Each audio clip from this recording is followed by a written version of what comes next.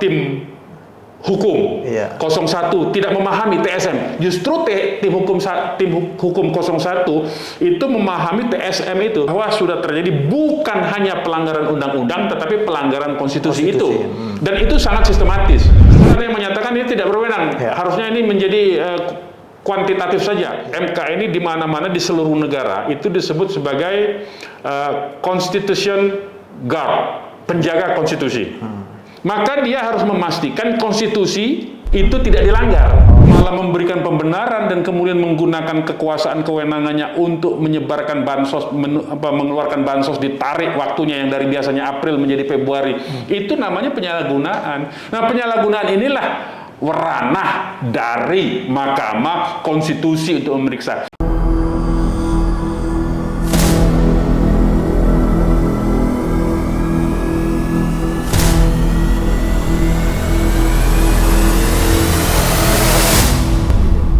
Assalamualaikum warahmatullahi wabarakatuh. Kembali lagi di YouTube channel Halo Pengacara. Apa kabarnya sahabat Halo Pengacara? Semoga dalam keadaan sehat walafiat. Dan pada kesempatan kali ini kembali Halo Pengacara akan memberikan ulasan hukum terkait dengan isu-isu yang sedang viral di masyarakat, yang menjadi perbincangan, yang menjadi polemik di masyarakat, yang baik itu rame di media massa maupun di media sosial. Dan pada kesempatan ini kita akan mengulas terkait dengan sengketa perselisihan hasil pemilihan umum, dalam hal ini presiden dan wakil presiden ya di Mahkamah Konstitusi yang saat ini sedang berjalan. Ada permohonan yang diajukan oleh paslon nomor 01 dan juga 03 gitu ya, terhadap KPU gitu ya, yang kemudian juga melibatkan 02 sebagai pihak terkait. Nah, bersama dengan kita Halo Pengacara ada Bang Munarman. Kita akan mengulas dan sekaligus memberikan edukasi nih Bang kepada masyarakat terkait dengan proses sengketa ya, di Mahkamah Konstitusi terkait dengan perselisihan hasil pemilihan umum begitu ya. Nah, yang jadi pertanyaan pertama Bang, sebenarnya sengketa hasil pemilihan umum di Mahkamah Konstitusi itu Bang, kan banyak orang yang mengatakan hanya terkait dengan masalah hasil gitu ya, hasil kuantitatif gitu ya, hasil perhitungan begitu. Apakah memang seperti itu Bang? Bisa dijelaskan mungkin kepada sahabat Halo Pengacara Bang? Nah, bismillahirrahmanirrahim. Assalamualaikum warahmatullahi wabarakatuh. Waalaikumsalam. Jadi, ya, sebelum kita masuk ke situ, ke sengketa PHPU, perselisihan hasil pemilihan umum, Undang-undang pemilu kita itu, ya, yang tahun 2017, nomor 7 tahun 2017 itu mengatur 3 hal terkait dengan istilahnya, kalau bahasa saya itu dengan konflik, ya. Jadi ada yang disebut dengan pelanggaran pemilu, ya. Ada yang disebut dengan sengketa proses, ada yang disebut dengan perselisihan hasil pemilihan umum. Ada 3 berarti ya? Ada 3 besarnya itu ya. Nah, pelanggaran itu dibagi lagi. Pelanggaran administratif, pelanggaran netralitas ASN, aparatur sipil negara. Yang ketiga itu pelanggaran peraturan perundang-undangan. Baik itu peraturan perundang-undangan pemilu maupun peraturan perundang-undangan lainnya. Nah, yang disebut dengan peraturan perundang-undangan pemilu itu misalnya melanggar jadwal kampanye, kemudian melanggar tahapan ya, pelanggaran administrasi. Ini di awal dong makanya. Sebetulnya dia terus berjalan. Jadi tidak ada tahapan awal dengan akhir ini. Ini terus berjalan sebetulnya pelanggaran ini. Ya, nanti kita jelaskan pada akhirnya ya. Nah, yang kedua itu sengketa proses. Sengketa proses itu sebelum ke sengketa proses masih ada satu lagi, yaitu pelanggaran pidana namanya. Ya, misalnya politik uang. Misalnya politik uang tadi ya, itu pelanggaran pidana. Nah, jelas-jelas tuh. Nah, kemudian ada sengketa proses namanya. Sengketa proses itu adalah konflik yang timbul antar peserta, ya, kemudian atau peserta dengan penyelenggara, ya.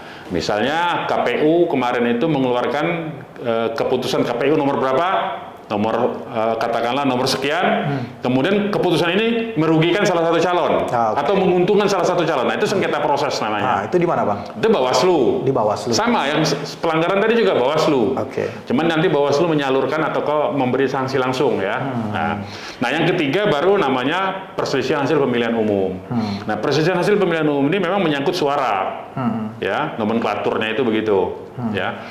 Nah, nomenklaturnya menyangkut perbedaan jumlah suara yang didapatkan oleh paslon A ya menurut hitungan KPU dan menurut hitungan dari paslon itu sendiri. Itu perbedaannya ya. Nah, perbedaan itulah yang menyebabkan si paslon mengajukan permohonan ke MK. Nah, tetapi poinnya adalah ya, saya kira apa yang dilakukan baik oleh paslon 01 maupun paslon 02 ini tidak dalam terminologi kualitatif atau kuantitatif. Ini permohonan ini sebetulnya diajukan ke MK dengan pintu masuk. Nah, pintu masuknya saja. Entry point-nya itu adalah melalui pintu perselisihan hasil pemilihan umum, Pilpres. Pintu masuknya itu. Pintu masuknya. Tetapi yang dipersoalkan baik itu oleh paslon 01 maupun oleh paslon 03 itu adalah pelanggaran, bukan semata-mata pelanggaran terhadap aturan pemilu atau peraturan perundang-undangan lainnya, tetapi adalah pelanggaran terhadap konstitusi. Itu dulu yang mesti dipahami. Karena di dalam di konstitusi kita pasal 22E itu ya, 22 huruf E itu menyebutkan pemilu itu harus dilaksanakan dengan cara luber dan jurdil. Nah, bebas dan rahasia serta jujur dan adil itu kalau kita lihat dari apa yang terjadi, anak kecil kemarin sore aja udah tahu. Terjadi pelanggaran terhadap azas itu. Itu ada dalam konstitusi. Dan kemudian di dalam ayat terakhir di pasal 22 huruf E itu bahwa KPU itu bersifat mandiri, independen. Artinya tidak bisa diintervensi oleh pihak lain. Nah, dalam proses ini kita lihat ya. Sebagai contoh, ada 2 poin menurut saya yang penting sekali ya dalam konteks PHPU ini. Bagaimana apa yang dipersoalkan terhadap pelanggaran konstitusi itu misalnya adalah diatur di dalam Undang-Undang Pemilu bahwa kalau presiden, pejabat publik disebutnya itu pejabat negara ya dalam Undang-Undang Pemilu itu disebutkan pejabat negara tidak boleh membuat kebijakan yang menguntungkan atau merugikan salah satu paslon. Itu dulu. Itu ya.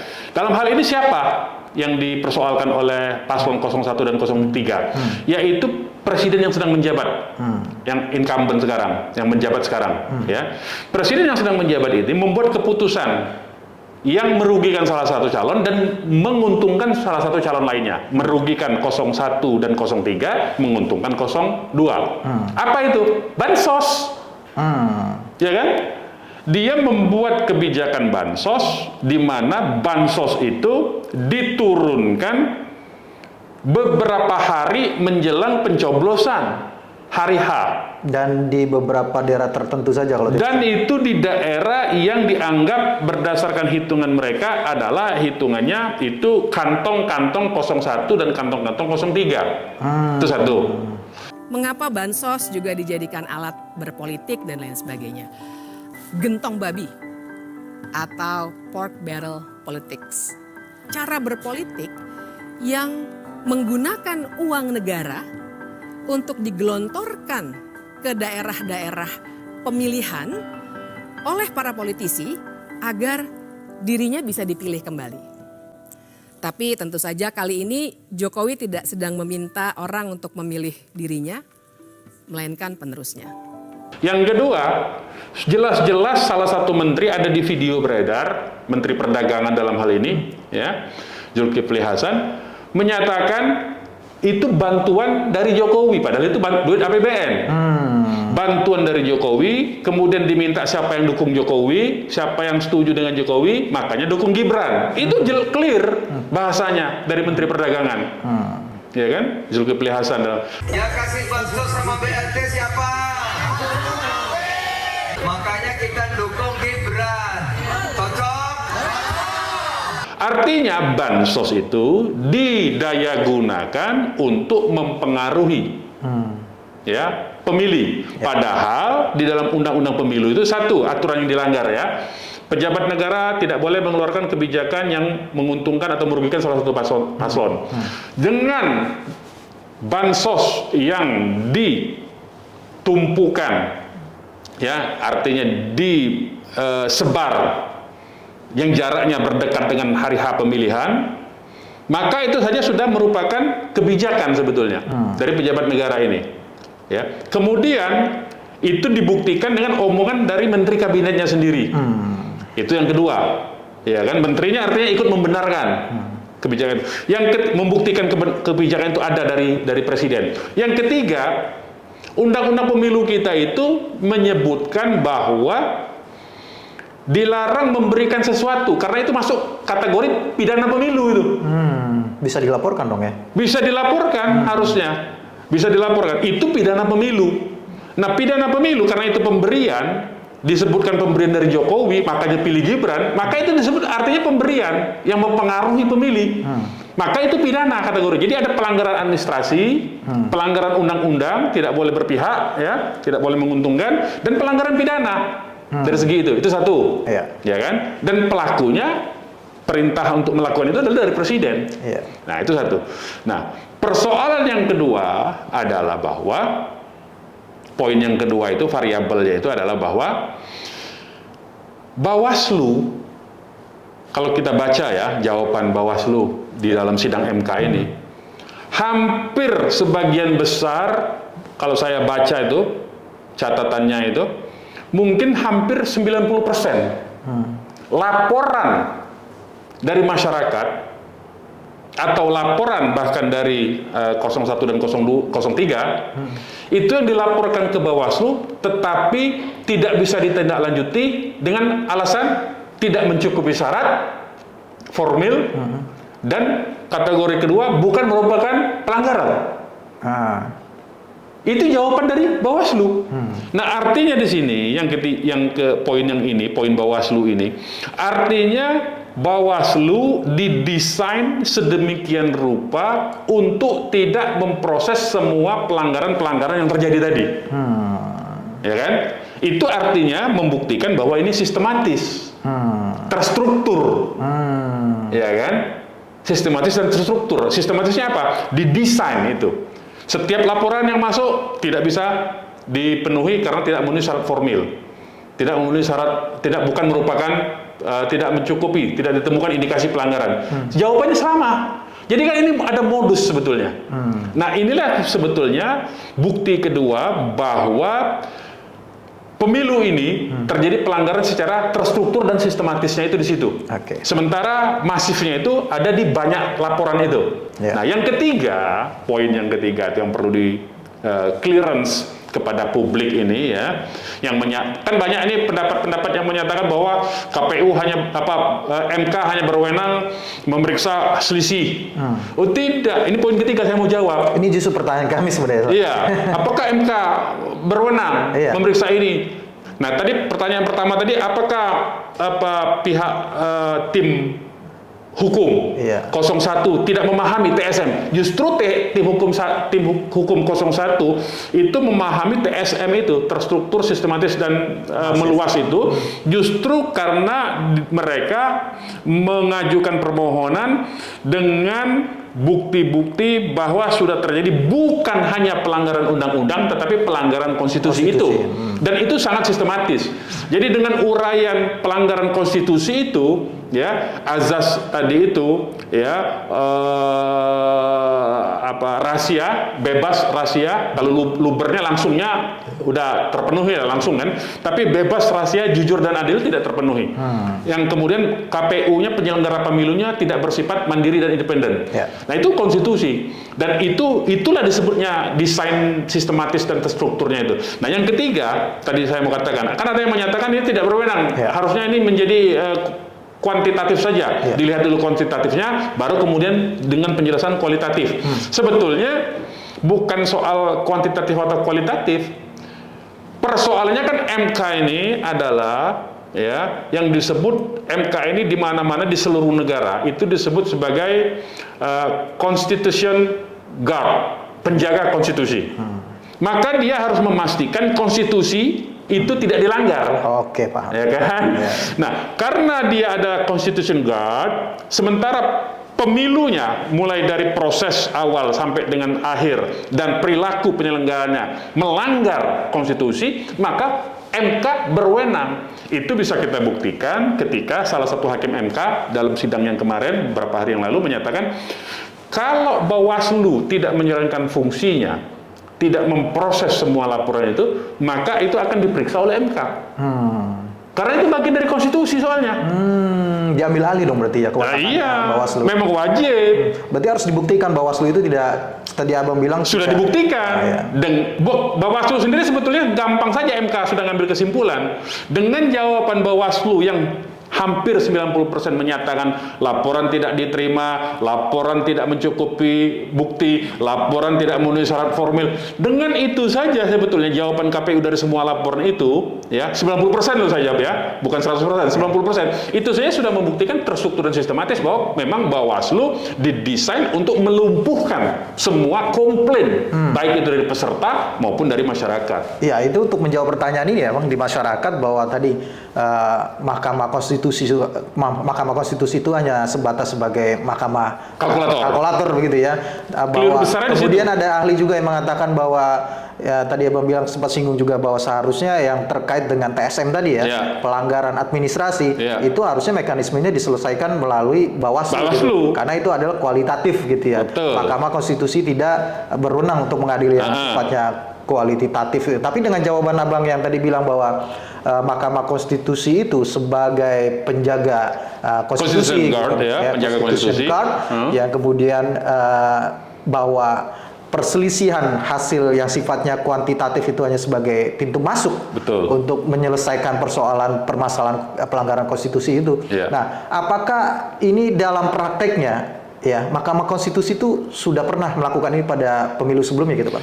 Nah, terkait apakah Mahkamah Konstitusi pernah memerintahkan pemungutan suara ulang atau penghitungan suara ulang, ya itu kan istilah teknisnya begitu ya. Kalau orang nyebutnya pemilu ulang gitu ya. Tapi ada dua dia, ada pemungutan suara ulang, artinya coblos ulang, ada penghitungan suara ulang ya, PSU namanya.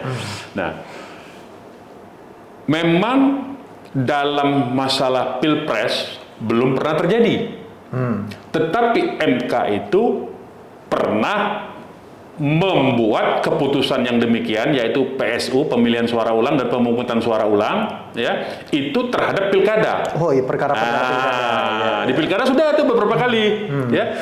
Nah persoalannya itu adalah apakah pilkada dan pilpres itu sama-sama dalam satu rezim? Iya. Sama, dia sama-sama rezim pemilu. Pilkada itu adalah untuk memilih pejabat publik melalui proses pemilihan umum. Pilpres juga adalah pemilihan pejabat publik melalui proses pemilihan umum yang dipilih oleh rakyat dua-duanya. Dan diatur dalam undang-undang pemilu juga kan? Diatur semua, dua-duanya itu diatur dalam undang-undang pemilu semua kan? Baik pilkada maupun pilpres kan? Artinya apakah MK memiliki kewenangan itu? Memiliki kewenangan itu untuk baik itu memutuskan pemungutan suara ulang ataupun penghitungan suara ulang. Dimungkinkan. Bisa nggak sih Bang itu dikatakan sebagai jurisprudensinya MK? Nanti bahwa MK itu dengan pertimbangan-pertimbangan yang mungkin sudah diberikan dalam perkara-perkara perselisihan di pilkada gitu ya, itu diambil alih begitu. Biasanya kan dalam putusan sering tuh mahkamah tuh mengambil alih putusan sebelumnya begitu Bang. Jadi bukan mengambil alih, jadi dia merujuk ya. Merujuk ya. Merujuk kepada putusan-putusan sebelumnya. Nah persoalannya memang di Indonesia ini MK sendiri kan memang sebetulnya bisa membuat putusan yang inkonsisten, tidak berdasarkan jurispruden. Kalau jurispruden itu kan dia urutannya kan antara satu putusan dengan yang satu putusan yang lain itu konsisten. Tapi MK sendiri membuktikan beberapa waktu lalu dalam soal perubahan pasal di Undang-Undang Pemilu tentang usia 40 tahun itu kan tidak konsisten. ada putusan yang dibacakan sebelumnya, ada 6 putusan kalau nggak salah ditolak, tapi putusan yang satu nomor 9 itu dikabulkan. Nah itu inkonsistensinya itu. Harusnya kan kalau tadi jurisprudensi dia harus mengikuti itu. Nah itu juga menurut saya koreksi yang bisa dilakukan oleh MK untuk memperbaiki putusan-putusan sebelumnya yang ngaco itu sebetulnya melalui putusan yang terakhir sebetulnya. Gitu. Jadi sebetulnya apakah bisa dirujuk? Bisa kalau dirujuk. Jadi pertanyaan tadi, apakah bisa dirujuk putusan-putusan dalam pilkada untuk PSU itu, pemungutan suara dan penghitungan suara bisa dirujuk sebetulnya oleh MK. Jadi tidak ada kendala sebetulnya MK untuk merujuk kepada keputusan yang pernah dia buat dalam soal pemilu ulang itu. Begitu. Baik Bang, kita kembali ke permohonan 01 dan 03. Apa yang menjadi tantangan Bang bagi 01 dan 03, apalagi kemarin sudah ada 5 saksi fakta yang sudah diperiksa dari 01 gitu ya, dan hari ini katanya 03 atau 02 gitu ya saksinya gitu ya. Nah, apa yang menjadi tantangan besar gitu ya bagi 01 tim hukumnya dan juga tim hukum 03 untuk bisa membuktikan dalil-dalilnya khususnya terkait dengan pelanggaran administrasi, Abang menyebutnya tadi pelanggaran konstitusi gitu Bang, terkait dengan TSM-nya Bang. Saya kira begini, yang hambatan atau tantangan paling besar yang akan dialami oleh tim 01 dan 03 ini adalah mengubah mindset dari hakim MK itu sendiri. Ya, mindset apa? Mindset bahwa MK itu adalah constitution guard tadi, ya, yang dari hanya semata-mata menjalankan apa namanya atau menjadi corong undang-undang atau membuat penemuan hukum, terobosan hukum, istilahnya temuan hukum lah. Kalau terobosan hukum itu lebih berkonotasi dia akal-akalan, tapi dia penemuan hukum. Sesuai dengan undang-undang menemukan hukum. Iya, penemuan hukum ya, res finding begitu kan. Nah, dalam sejarah hukum Indonesia, saya kira itu beberapa kali MK itu sudah melakukan itu. Misalnya dia penemuan hukum mengubah tata cara di dalam hukum acara pidana. Kita ingat bahwa saksi itu tidak hanya yang mengalami, mendengar tapi juga siapapun bisa jadi saksi. Nah, itu kan penemuan baru sebetulnya. Kemudian bahwa seorang tersangka harus dipanggil lebih dulu. Diperiksa dulu sebagai saksi baru bisa ditetapkan sebagai tersangka. Itu kan juga penemuan baru dari MK. Termasuk TSM juga kan, Bang? Termasuk TSM juga. Sebetulnya itu kan istilah yang ini oleh MK, ya kan, dimunculkan oleh MK yang kemudian diadopsi oleh Undang-Undang Pemilu yang terbaru yang 2017 kan. Nah, artinya apa? MK ini dia kunci utamanya itu sebetulnya adalah bagaimana konstitusi ini, amanat konstitusi dijalankan. Jadi bukan pada undang-undang teknisnya sebetulnya. Jadi MK harus merujuk. Nah, inilah tantangan terbesarnya. Bagaimana tim hukum 01 dan 03 ini meyakinkan kepada hakim-hakim konstitusi ini untuk berpikir beyond regulation. Dia harus pada bagaimana menjaga konstitusi. Nah, itu sebetulnya tantangan terberatnya. Bagaimana meyakinkan itu? Jadi artinya tim 01 maupun 03 harus merujuk terus-menerus kepada konstitusi kita dan kepada peran MK di dalam konstitusi kita sebetulnya. Dan pada putusan-putusan MK yang sesuai dengan amanat konstitusi. Sebetulnya itu poinnya itu. Kalau terkait dengan petitum, Bang, kalau kita baca petitum 01 dan 02 itu pada prinsipnya kan sama, membatalkan keputusan KPU, kemudian mendiskualifikasi begitu ya. Cuma emang ada perbedaan terkait dengan pemungutan suara ulang ya begitu ya. Katakanlah begitu ya. Ada yang mengatakan di situ di petitumnya tanpa 02 begitu ya secara keseluruhan. Ada juga yang di 01 malah alternatifnya tetap ada 02 tapi tanpa Gibran gitu ya. Nah, digantilah ininya wakilnya Prabowo itu diganti 02. Dan pertanyaan, Bang, memang petitum untuk meminta pemungutan suara ulang tanpa melibatkan pihak 02 lah katakanlah dan in case ini ya, baik itu secara keseluruhan maupun salah satunya, itu memang umum gitu ya, Bang? Boleh seperti itu, Bang? Ya boleh saja kan, kalau petitum kan tergantung positanya kan. Nah, didalilkan di dalam positanya sepanjang pengetahuan saya terhadap apa yang dimohonkan oleh tim hukum 01 maupun 03 itu jelas-jelas tadi itu kembali kepada permohonan untuk mendiskualifikasi itu karena apa? Karena ada satu pelanggaran administrasi, yaitu proses pencalonan dan pengubahan, ya, pengubahan Usia. PKPU. PKPU-nya ini kita bicara. Pada saat paslon 02 mendaftar itu PKPU-nya kan belum Belum ada. diubah. Berarti masih berpegang, kalau kemarin PKPU nomor 19 tahun 2023 masih berpegang pada usia yang 40 kan. Tapi pendaftaran tetap diterima. Iya kan? Harusnya kalau kita rujuk pada, walaupun sudah ada putusan MK, tapi kan PKPU-nya teknisnya masih dalam hal KPU menerbitkan putusan, surat keputusan penetapan paslon, itu masih merujuk kepada PKPU yang lama. Oke. Ya kan? Dan PKPU yang baru yang mengubah usia paslon itu baru diterbitkan setelah diproses pencalonan itu. Nah, di sini sebetulnya pelanggaran administrasi itu satu. Nah, saya potong dulu Bang, sebelum kedua nih Bang ya. Ada pernyataan dari salah satu kuasa hukum ya, 02 yang mengatakan dengan terbitnya atau lahirnya putusan Mahkamah Konstitusi yang mengubah batas usia itu otomatis seketika dia bilang. Argumentasinya seketika. Tanpa harus adanya PKPU udah berlaku. Substansi iya. Iya kan? Iya. Substansinya memang begitu. Jadi setiap putusan Mahkamah Konstitusi itu berlaku ketika dibacakan. Yeah. Oke, itu substansinya. Tetapi kalau ada undang-undang atau peraturan yang bertentangan dengan itu, apakah itu dianggap gugur? Buktinya penetapan paslonnya masih tetap merujuk kepada peraturan itu. PKPU yang lama Itu poinnya. Secara administrasi, ini kita bicara administrasi negara, makanya disebut pelanggaran administrasi.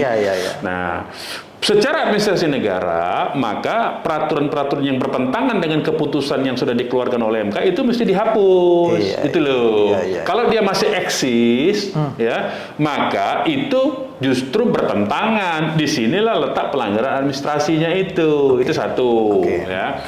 Nah, yang kedua tadi dari soal itu, ya, maka pelanggaran yang pertama adalah pelanggaran administrasi yang dilakukan oleh penyelenggara, yaitu KPU dan Bawaslu, dan termasuk DKPP sebetulnya yang melanggar ini. Kenapa? DKPP dalam soal memproses laporan masyarakat terhadap perubahan PKPU yang nomor 19 itu, ya, itu baru menyidangkan beberapa putusannya baru tanggal 5 Februari. Jadi 10 hari sebelum pencoblosan. Artinya ada desain lagi, itu membuktikan kembali terstruktur dan sistematisnya semua penyelenggara. Jadi mulai dari KPU, Bawaslu dan DKPP-nya mendesain supaya masyarakat tidak bisa komplain, tidak bisa mempersoalkan. Kan menurut keterangan dari salah satu pengacara TPDI 02 ya, itu poin itu TPDI yang terbaru ya, itu menyebutkan bahwa kalau saja DKPP membuat putusan memeriksa perkara tentang proses yang tidak benar terhadap pencalonan Gibran pasangan 02 itu, dan putusannya diperiksa lebih awal dan putusannya keluar lebih awal, mereka akan mengajukan itu ke PT UN, SK KPU tentang itu. Ini kan tidak bisa lagi karena sudah lanjut. Artinya memang ada desain supaya orang tidak bisa mengajukan ke PT UN. Nah, artinya apa? Artinya secara desain terstruktur dan sistematisnya itu terpenuhi. Itu yang pertama tadi saya maksud. Yang kedua, tadi itu kembali. Tadi kan pertanyaannya, apakah bisa mendiskualifikasi? Nah, selama calon yang diminta untuk didiskualifikasi diuntungkan oleh kebijakan pejabat negara, kan pejabat negara tadi mengeluarkan bansos yang menguntungkan, kebijakan yang menguntungkan pasal 02. Artinya, ini ada istilahnya itu hubungan kausalitas sifatnya. Ya kan? Antara penyelenggara pemilu, pejabat tinggi negara, dan paslon 02. Jadi kalau kita buat triangle-nya itu, ya, ada penyelenggara pemilu, ada paslon 02, di titik puncaknya ada pejabat tinggi negara yang mengatur, mendesain sebuah perihal pemilu, proses pemilu ini agar 02 ini dimenangkan, diuntungkan, katakanlah begitu, bukan dimenangkan, diuntungkan. Nah, maka dari tiga ini, triangle ini sebetulnya dibuat skema seperti itu, segitiga sama kaki ini ya. Ketiga variabel inilah yang bisa menjadi alasan bagi MK untuk menggugurkan paslon 02 ini. Setidak-tidaknya adalah menggugurkan cawapresnya. Ya. Kenapa? Karena ya di paslon 02 itu variabel yang pertama tadi penyelenggara pemilu terdiri dari 3 lembaga, KPU, Bawaslu, DKPP. Di sini ada pejabat tinggi negara. Di sini ada dalam isi segitiga itu ada conflict of interest. Konflik of interest inilah yang menjadi poin penting di mana kebijakan itu dikeluarkan karena paslon 02 cawapresnya adalah anak presiden. Kemudian penyelenggara pemilunya di bawah bayang-bayang kekuasaan presiden. Ada relasi kekuasaan, ini ada relasi kekuasaan. Jadi kalau mengarahkan nggak apa-apa. Jadi kalau cawe-cawe juga nggak apa-apa. Nah, dalam hal ini kita ambil contoh dari riwayat sejarah Islam. Ya, Sayyidina Umar bin Khattab pada saat dia menjadi khalifah, ya, itu dia sedang menulis dokumen negara, membaca dokumen negara di rumahnya, menggunakan lampu minyak, yang minyaknya itu dibiayai dari uang negara, dari Baitul Mal kalau dulu. Begitu ada anaknya ikut nimbrung anaknya, tidak mengganggu, tidak memanfaatkan yang lain, nimbrung ikut membaca di situ, maka Sayyidina Umar bin Khattab mematikan itu lampu. Karena di situ ada konflik interest, konflik of interest. Sayyidina Umar menyatakan, kau ikut di situ itu dibiayai oleh negara dan negara itu membiayai aku untuk mengerjakan dokumen negara. Kau tidak berhak di situ. Itu sifat seorang negarawan. Luar biasa ya. Luar biasa, sama seperti ketika Khalifah Umar bin Abdul Aziz. Begitu juga dia melarang keluarganya yang tadi istrinya sebelum dia menjadi khalifah hidup bermewah-mewah, ya, memiliki perhiasan macam. Begitu dia menjadi khalifah, istrinya pun melepaskan kemewahan itu. Karena dia hanya boleh hidup berdasarkan gaji yang diberikan oleh negara. Nah, itu baru negarawan, itu baru orang hebat. Kalau ada anak kemudian didorong, kemudian presidennya bersuara bahwa tidak apa-apa, presiden kampanye malah memberikan pembenaran dan kemudian menggunakan kekuasaan kewenangannya untuk menyebarkan bansos, mengeluarkan bansos, ditarik waktunya yang dari biasanya April menjadi Februari. Itu namanya penyalahgunaan. Nah, penyalahgunaan inilah ranah dari Mahkamah Konstitusi untuk memeriksa. Sebenarnya kalau mau lebih jauh, ini sebetulnya kalau DPR ini masih berpikir waras, ya. Kalau Rocky Gerung kan akal sehat. Kalau ini waras, kalau saya sebut, mereka bisa mengajukan ini bahwa presiden telah melakukan perbuatan tercela. Karena dengan perbuatan tercela itu menguntungkan. Kan di dalam konstitusi kita itu salah satu syarat bahwa presiden itu bisa di-impeach, ya, dalam masa jabatannya itu karena melakukan perbuatan tercela. Nah, perbuatan tercela itu salah satunya adalah melanggar konflik of interest sebetulnya. Nyata-nyata itu. Kalau mau dibuktikan lagi korupsi bisa saja, tapi paling tidak perbuatan tercela yaitu konflik of interest. Maka itu sudah wewenang dari Mahkamah Konstitusi sebetulnya. Itu bisa dimanifestasikan nggak di dalam hak angket itu di DPR, Bang? Sangat bisa, tapi kan kita tahu antara... Tapi itu politik ya? Politik ini kan begini, kalau kita harus bedakan politik dengan hukum ini kan begini, politik itu adalah urusan menang kalah. Kalau hukum benar dan salah. Ya.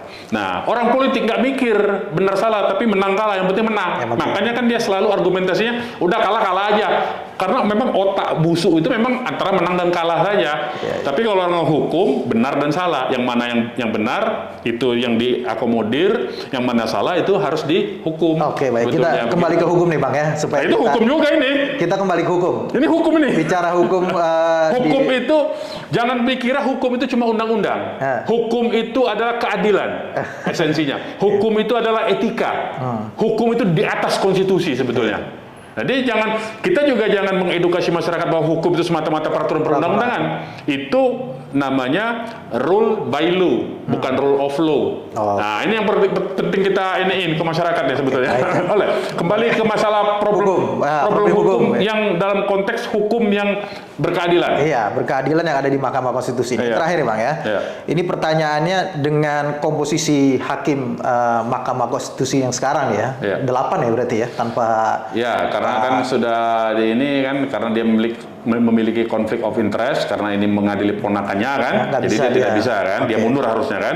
Nah, jadi tinggal 8. Dengan 8 komposisi hakim yang 8 ini, bagaimana optimisme Abang ya melihat dengan tadi yang Abang bilang seharusnya hakim Mahkamah Konstitusi itu beyond, di luar daripada umumnya begitu ya, bahwa dia adalah sebagai penjaga Constitution Guard gitu ya. Dengan pemahaman itu kemudian kita korelasikan dengan komposisi hakim yang sekarang, yang kemarin dalam kasusnya usia itu banyak yang dissenting opinion begitu ya Bang. Harap optimisme Abang terkait dengan sengketa perselisihan ini seperti apa Bang? Apakah ada tadi Abang bilang ada hakim akan menemukan hukum sehingga terwujudlah keadilan dalam perkara ini Bang itu? Kalau saya optimisnya begini ya, ada 4 hakim yang kemarin kan menolak penurunan batas usia itu karena itu open legal policy kan. Jadi ada hakim yang menolak Mahkamah Konstitusi untuk masuk ke wilayah itu. Nah, itu ada 4 orang. 4 orang. Iya kan? Ada 4 orang. Kemudian kalau 4 orang ini konsisten dan ditambah 2 hakim yang sebetulnya dia bukan dissenting. Iya. Tapi dia adalah konkuren, ya kan? Konkuren. Nah, konkuren itu dia sebetulnya tidak menyetujui perubahan secara mutlak batas usia itu. Bersyarat ya Bang? Bersyarat dia itu. Nah, kalau 2 ini salah satunya saja ikut kembali menjadi hakim yang menjaga konstitusi, maka saya optimis itu bisa dilakukan sebetulnya. Karena kan ini ada contoh satu ya di pengadilan Amerika itu di salah satu county, saya nonton di YouTube ya. Ini contohnya saja. Jadi ada orang diadili karena melanggar batas kecepatan dalam soal lalu lintas. Oh iya. Oke. Sering di TV itu ya? Iya. Di YouTube ada di YouTube, ada yang video-video pendek. Hakimnya tua itu ya? Hakimnya tua dan ininya juga pelanggarannya juga udah tua. Iya. Pelanggarannya usia 90 tahun. Saya nonton yang gitu. Iya kan? Nah, ini contoh bagus menurut saya untuk ini ya, menegakkan keadilan. Jadi pelanggarnya ini berusia 90 tahun, dia melanggar kecepatan karena mengantar anaknya yang usia 60 tahun karena lagi stroke. Butuh emergensi lah. Butuh segera ke rumah sakit. Dia melanggar batas kecepatan. Diajukan oleh polisinya ke pengadilan.